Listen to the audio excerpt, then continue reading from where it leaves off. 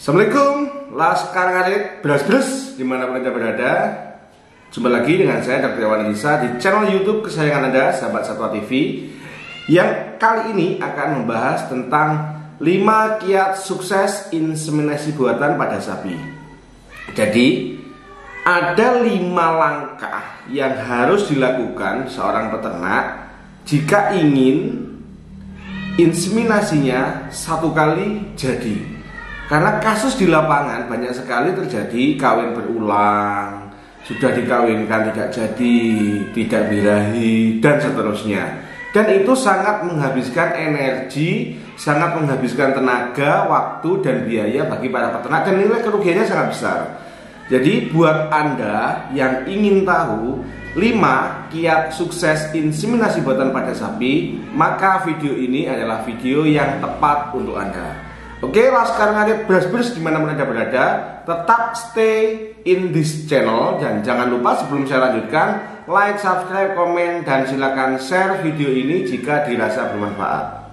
Halo Laskar Ngarit, beras-beras dimanapun Anda berada, kita lanjutkan 5 kiat sukses inseminasi buatan pada sapi. Jadi supaya jenengan bisa efektif, bisa 1 kali kawin suntik langsung jadi. Ya, jika sapi jenengan itu di rumah setiap 18 sampai 21 hari sekali itu birahi, maka itu adalah modal pertama yang bisa digunakan sebagai pijakan untuk 5 langkah sukses kawin suntik atau inseminasi buatan langsung jadi, ya. Langkah yang pertama adalah deteksi birahi yang akurat dan tepat. Jadi kenapa sih kok kita harus mampu melakukan deteksi birahi yang tepat dan akurat? Ya karena memang pijakannya adalah dari kemampuan kita melakukan deteksi birahi setiap 18 sampai 21 hari sekali. Kan kita tahu ciri-ciri birahi itu adalah dari vulvanya itu akan muncul lendir. Ya, lendirnya banyak dan bening. Lalu akan ada perubahan fisik dari si vulva dan si vagina ini berupa 3A, abang itu merah, abuh itu bengkak, anget itu hangat, ya. Lalu dari sisi fisik lain dan tingkah laku akan muncul nafsu makan turun, dia bengak-bengok atau teriak-teriak, ya. Terus biasanya dia akan mabul nih apa namanya, pakan. Nah, dia cenderung akan naik-naik pada sapi yang ada di sebelahnya, dan jika ada sapi jantan yang menaiki dia cenderung diam dan akan menaikkan dan ngenggok ke ekore. Ini adalah ciri-ciri dari sapi birahi dan peternak harus mampu mendeteksi itu. Jadi, oh, sapiku birahi. Nah, jika sudah mampu melakukan deteksi birahi secara tepat dan akurat, maka kita bisa melakukan kegiatan yang selanjutnya adalah lapor ke petugas itu tepat dan tidak boleh terlambat. Langkah pertama, mampu deteksi birahi secara tepat dan akurat. Langkah yang kedua adalah lapor ke petugasnya itu tidak boleh terlambat. Jadi seperti Laskar Ngarit ketahui, di video saya sebelum ini banyak kita bahas tentang waktu terbaik mengawinkan atau waktu terbaik inseminasi buatan. Ya toh? Silakan dilihat-lihat di bawah. Yang belum subscribe silakan subscribe. Jadi langkah pertama, deteksi birahi secara tepat dan akurat. Langkah yang kedua adalah lapor ke inseminator, nggak boleh terlambat. Caranya begini, jika sapi ini ada celingkrak-celingkrik, atau kita bisa mengukur dari keluarnya lendir. Nah, keluarnya lendir ini apa sih? Keluarnya lendir ini menandakan bahwa serviks atau pintu rahim yang jumlahnya 1, 2, 3, 4 itu membuka. Artinya pada saat serviks ini membuka, nah disinilah nanti gan ini ditanam, atau alat yang dibuat memasukkan sperma straw ini ditanam. Jadi indikasi bahwa sapi kita birahi puncak adalah keluar lendir dalam jumlah banyak yang mengindikasikan bahwa serviksnya sudah membuka, ya toh. Nah, kalau jenengan itu lapornya terlambat ke peternak, maka kita sudah kehilangan momentum emas di mana bisa terjadi pembuahan. Nah, deteksi birahi sudah tepat dan akurat, lalu lapor ke petugas sudah tidak terlambat. Lalu apa yang ketiga? Laskar Ngarit, beras-beras dimanapun Anda berada. Yang ketiga adalah petugas datang tepat waktu dan melakukan inseminasi di waktu yang terbaik. Kapankah waktu yang terbaik? waktu yang terbaik untuk inseminasi buatan adalah 12 sampai 18 jam dari jenengan pirsa si lendir ini keluar banyak, atau dari anda pirsa si vulva ya, wadonan kalau kata orang Jawa, si vulva ini jenengan buka dan dia sudah merah, bengkak, keluar lendir, jenengan hitung ya, jenengan telepon, halo Pak, sapi saya beler, abuh anget jam 6 pagi, tolong dijadwalkan di jam terbaik jenengan datang ke sini. Nah idealnya jika sapinya ini birahi di jam 6 pagi, idealnya minimalnya jam 6 sore itu petugas sudah datang.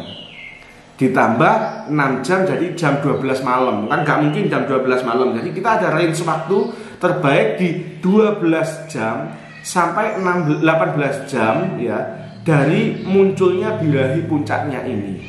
Paham sampai sini?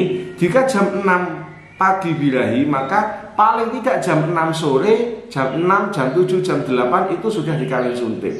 Jika jam 8 pagi beler, paling enggak jam 8 atau jam 9 malam sudah dikawin suntik. Kalau misalkan nanggung, besoknya jenengan kalkulasi sudah lebih dari 18 jam enggak? Kalau sudah lebih dari 18 jam itu meragukan, apalagi jika sudah lebih dari 24 jam dari jenengan lihat sapi ini puncak birahi.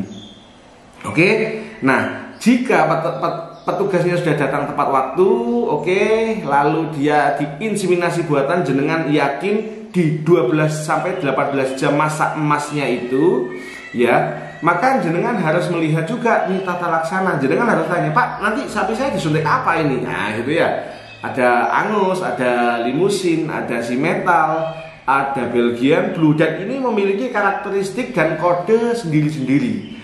Jadi nanti saya akan bikin video khusus yang membahas tentang kode strow dan kode pejantan.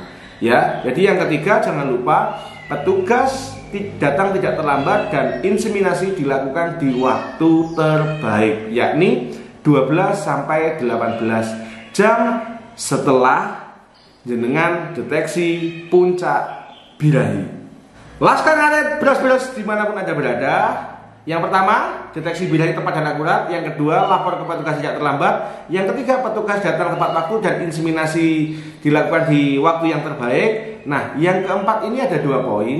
Inseminasi dilakukan secara jujur dan objektif. Artinya pengangkatan straw, penghangatan straw, ya, lalu waktu menembak itu betul-betul dimasukkan ke serviks, ke pintu yang ketiga. Oke, kedua atau ketiga.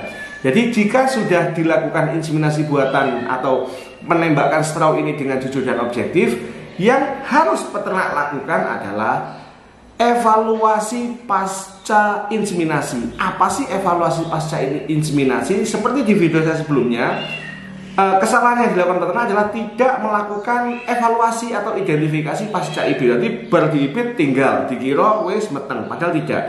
Jadi evaluasi pasca IB ini adalah mengidentifikasi gejala yang terjadi dari si sapi.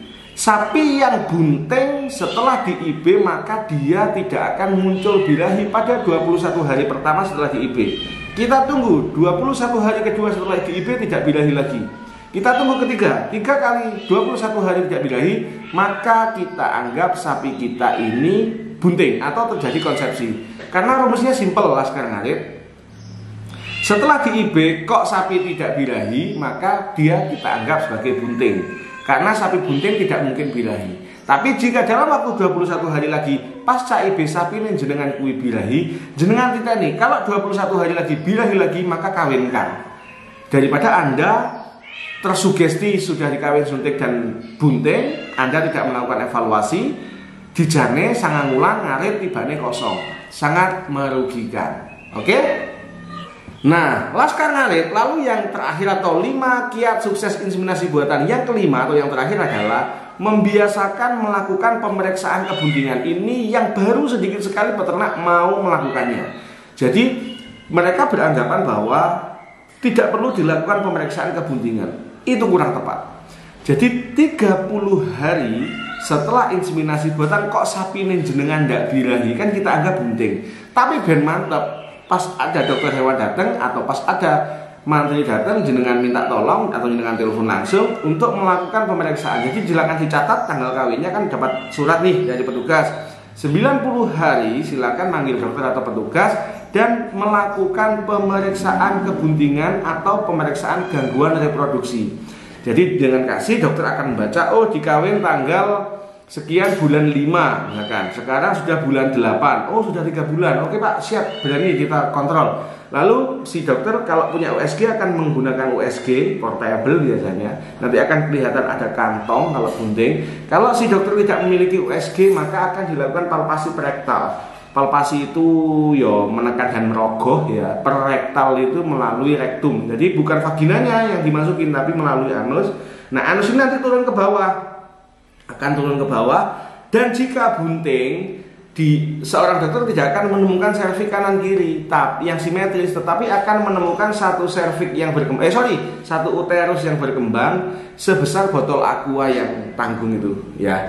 Ketika masuk 3 bulan tangannya turun ya, lalu akan dielus semacam ada kantong atau balon. Jika ini ditemukan di usia 90 hari, maka sapi jenengan itu bunting.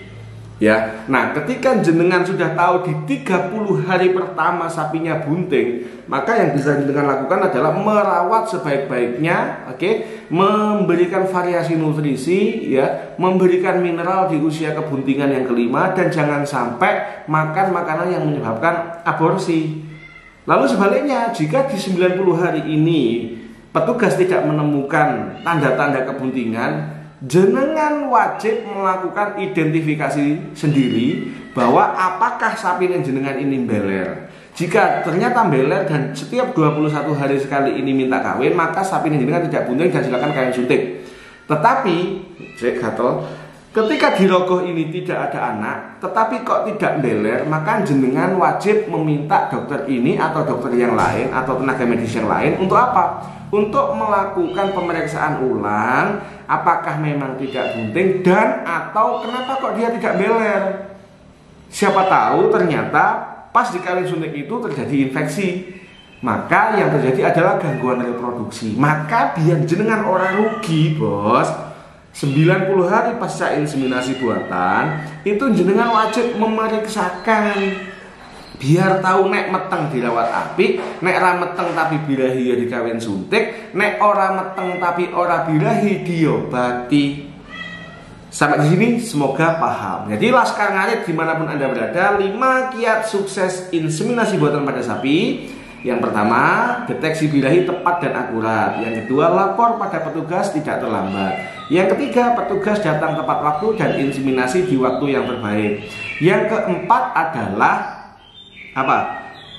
evaluasi dan identifikasi serta tata laksana inseminasi buatan yang jujur dan objektif. Dan yang kelima, membiasakan pemeriksaan kebuntingan pada sapi pasca DIB. Jika 5 ini jenengan lakukan pada sapi yang rutin birahi, maka akan sangat besar kemungkinan sukses untuk IB. Jadi jika tidak terlambat dan inseminasinya itu oke, maka insya Allah itu jadi. Jika ternyata sudah terlambat dan tidak jadi, Anda bisa secepatnya mengidentifikasi bahwa sapinya tidak bunting dan bisa secepatnya dilakukan inseminasi ulang. Jika ternyata ada gangguan reproduksi, maka akan secepatnya dilakukan tindakan medis untuk mengobati itu. Lah kalau mari dikawin suntik tidak ada pemeriksaan, ya sangat ngulon kerja bakti kalau nggak bunting. Oke, Laskar Ngarit dimanapun Anda berada, terima kasih atas waktunya. Semoga video ini bermanfaat. Jangan lupa yang lagi ingin belajar sapi, please like, comment, subscribe, dan silakan share videonya. Semoga bermanfaat ya. Sekian video dari saya. Wassalamualaikum warahmatullahi wabarakatuh. Laskar Ngarit, belas-belas semangat.